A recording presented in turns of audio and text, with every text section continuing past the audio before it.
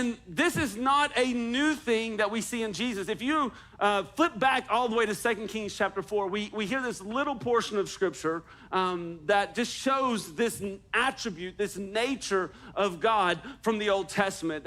Elisha's there with the prophets, and there's about 100 men around, and they're all hungry. And Elisha looks at one of the guys, he says, hey, listen, here's what I want you to do. Take these 20 small barley loaves, spread them out and give them to the people. And the dude who he tells this to is like, whoa, whoa, whoa, whoa, whoa, whoa, whoa. That's embarrassing.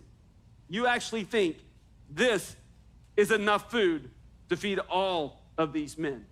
Like the guy looks at Elisha like he's an idiot. He says, that's not enough food. And Elisha looks back to him, 2 Kings chapter 4, look it up. He looks back to him and says, break up the food and disperse it. And not only will it be enough, there will be leftovers.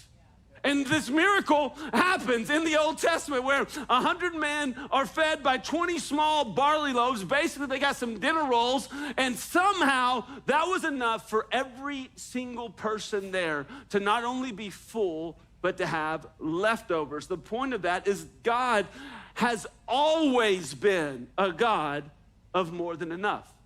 The Bible teaches us that he is the same yesterday, today, and forever. He does not change. He's always been a God of more than enough. And if God was a God of more than enough for the prophets in Elisha's time, if he was a God of more than enough for the people in the time of Jesus when he was walking the earth, then he is still a God of more than enough for us today. He's not coming up short. He's not coming up small. He's not coming up insignificant. He doesn't just have just enough. God is a God of more than enough.